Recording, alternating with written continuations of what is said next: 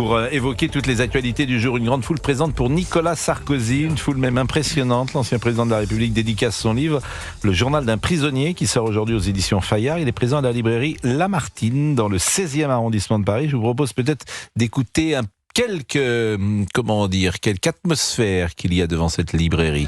Merci beaucoup. Merci. Merci beaucoup. C'est vraiment gentil, merci. Mais il faut que je puisse avancer. Merci beaucoup. Merci beaucoup. Nicolas Sarkozy. Alors, il a ses fans, bien sûr. Je ne sais pas si vous avez lu le livre. Moi, je l'ai lu. Je trouve que c'est un livre extrêmement sensible, émouvant, qui raconte, j'ai envie de dire, jour par jour. Et puis, il y a une réflexion aussi sur la prison, bien sûr, sur l'injustice qu'il a subie, qui a d'ailleurs été confirmée par le Conseil constitutionnel, l'exécution provisoire. Je rappelle qu'on en avait parlé, l'exécution provisoire. On la remettait en cause. Pourquoi ? Parce qu'il n'y avait pas possibilité de la contester. Et le Conseil constitutionnel a donné raison à ceux qui étaient sur cette ligne.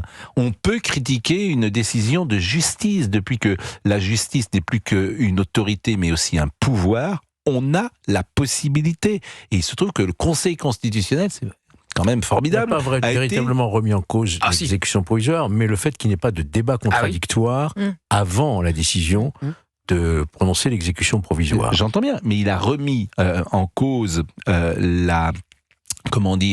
le jugement de Nicolas Sarkozy. C'est-à-dire que si le Conseil constitutionnel avait pris sa position le 15 septembre, eh bien, Nicolas Sarkozy n'aurait pas fait 3 semaines de prison.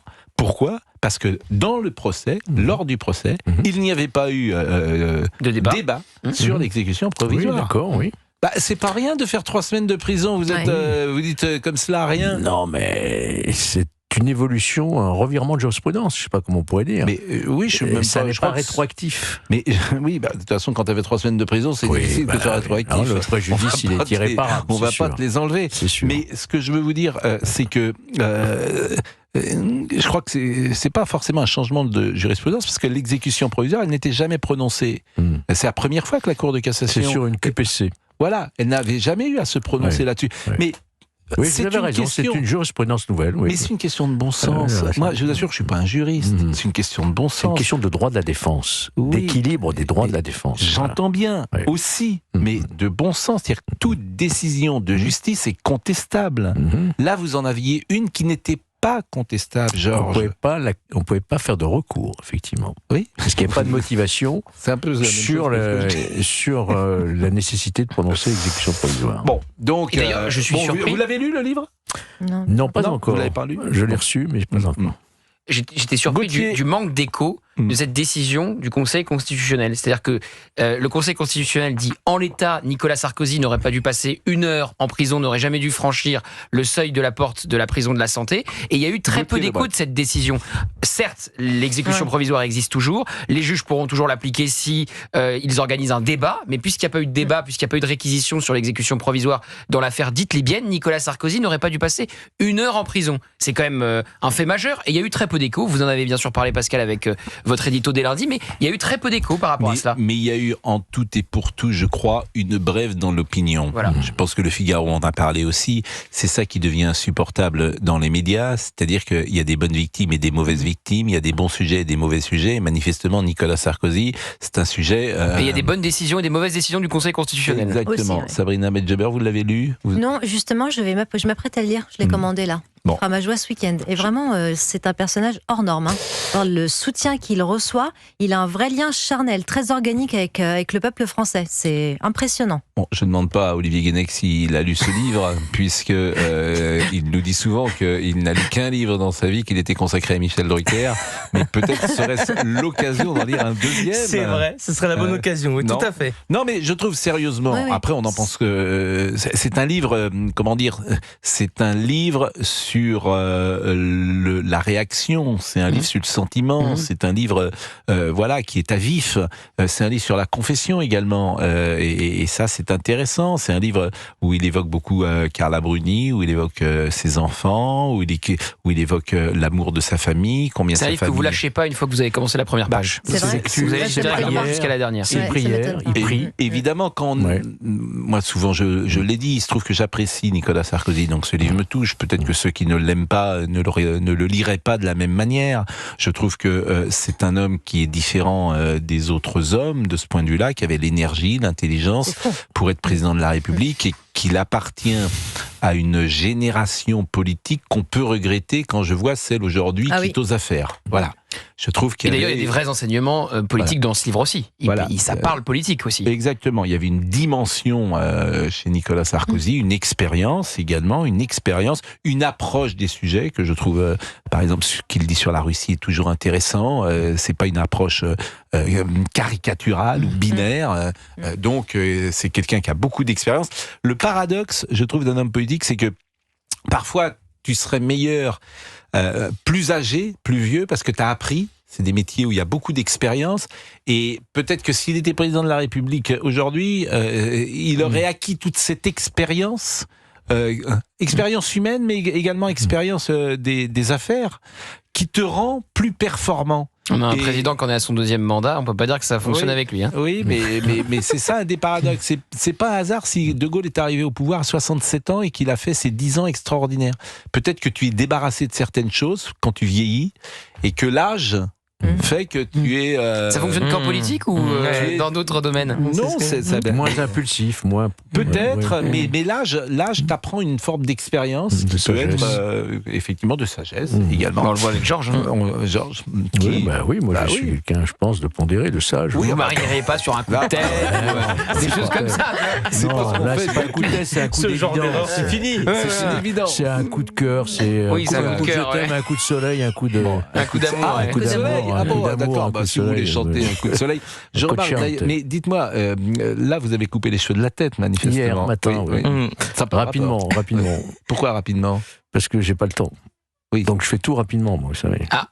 On n'osait pas vous en parler. Ça vous regarde, mais pourquoi vous avez coupé vos cheveux? Attends, à quoi je pense là? Tu rigoles ou quoi?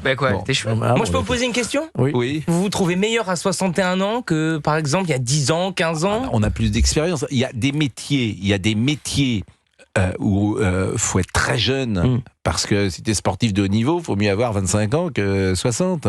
Bon, mais il y a des métiers la règle, comme toujours, c'est qu'il n'y a pas de règle. Visiblement, la créativité, quand même, elle est souvent très jeune. Quand tu écris, quand tu produis, quand tu es très, très, très puissant dans tes jeunes années. C'est vrai pour un réalisateur, un metteur en scène. Quoique, là aussi, la règle, c'est qu'il n'y a pas de règle. Mais c'est vrai que ça demande certaines énergies. Et sans doute, y a-t-il des métiers où tu apprends, où tu as peut-être plus confiance, où tu es... C'est pour ça que moi, je milite pour qu'il y ait une autre forme de recrutement chez les juges. Moi, j'étais procureur à 24 ans. 24 ans. Vous n'avez pas l'expérience de la vie. Oui. Voyez, surtout sur des métiers comme ça, juger les gens à 24 ans. C'est compliqué. Une femme qui est juge d'affaires familiales, qui a 24 ans, qui n'a pas été mariée, qui n'a pas d'enfant, c'est compliqué. Je suis assez d'accord. À chacun ses sujets, son angle sur Noël dans les médias. France Info a décidé de faire un sujet sur les marchés de Noël réhabilités par les nazis. Non mais ça, qu'est-ce que c'est que cette histoire? C'est Laurent Tessier qui a sorti cette information. Cher Laurent Tessier. Ah, je crois qu'il m'écoute pas du tout, Laurent. Il écoute. Non, mais là, il a une excuse. Cher Laurent. Cher Laurent. Mon oreille gauche vous écoute, mon oreille droite écoute Delphine Ernotte. Mais je vous comprends. C'est vous qui avez vu cela, les marchés de Noël réhabilités par les nazis. Alors, mais ils ont le droit de faire ce qu'ils veulent, France Info. Moi, ça me dérange pas. Les nazis ont c'est quand même un angle assez curieux. Oui, on peut traiter des cadeaux de Noël, les nazis on peut traiter des repas. Les marchés de Noël, non, mais ils les ont largement remis au goût du jour dans les années 30. La tradition existe néanmoins depuis le XIIIe siècle dans le monde germanophone. Retour sur l'histoire de ces foires qui investissent nos centres-villes pendant les fêtes de fin d'année. Ils veulent nous dire que les marchés de Noël... C'est l'extrême droite, quoi. Voilà, c'est la chute qui est choquante. Je ne sais pas si vous avez la phrase de la chute. On l'a, la chute. Allez, nous avons le sujet. On peut écouter un petit mot. Allez, écoutons. Saviez-vous qu'il existe un lien entre les nazis et nos chers marchés de Noël? Mais avant d'en arriver là, un petit récap historique. Tout commence au Moyen-Âge, dans le Saint-Empire romain germanique, plus précisément en Autriche. C'est à Vienne, en 1294, qu'on trouve les plus anciennes traces d'un marché de Noël, mais rapidement, ces foires vont se multiplier dans le monde germanophone. C'est pendant la révolution industrielle que ces marchés vont véritablement se multiplier, les classes populaires commencent à les fréquenter, et en réaction, les élites décident de reléguer ces marchés de Noël en périphérie des villes. C'est dans les années 30 que les marchés de Noël reviennent en force. Avec la dictature nazie, Noël devient une fête nationaliste. Les marchés de Noël permettent de promouvoir l'héritage allemand. À cette époque, la crise économique fait rage. Pour les nazis, les marchés de Noël permettront alors de stimuler l'économie avec des produits made in Allemagne. Ils décident alors de réimplanter les marchés de Noël dans les centres-villes. En 1934, celui de Berlin rouvre. Il est inauguré par Joseph Goebbels, le ministre de la Propagande, et le succès est immédiat. 1,5 million de personnes visitent le marché de Noël cette année-là. Et ces foires survivent à la chute du régime nazi. Avec le boom économique des années 60-70, elles vont même gagner en popularité. Depuis 40 ans, le concept s'est exporté dans le monde entier. La France est le deuxième pays avec le plus de marchés de Noël. Mais qu'est-ce que vous voyez là-dedans ? Quelle est l'intention que vous voyez chez nos amis de France Info ? Nazifier les marchés de Noël. C'est-à-dire que si vous aimez le marché de Noël, vous êtes un nazi. Et bientôt, on apprendra qu'Hitler aimait la confiture de fraises. Et si vous aimez le matin la confiture de fraises, vous êtes un nazi. C'est exactement le même processus. Je vois aussi une petite passerelle avec le monde catholique. Bien sûr, évidemment. Évidemment, sinon c'est pas drôle. Et la musique, vous avez vu, on avait l'impression d'être dans Psychose. Non mais c'est il est 16h27. Extraordinaire. Ne souriez pas, c'est votre argent. À tout de suite. Vous écoutez Pascal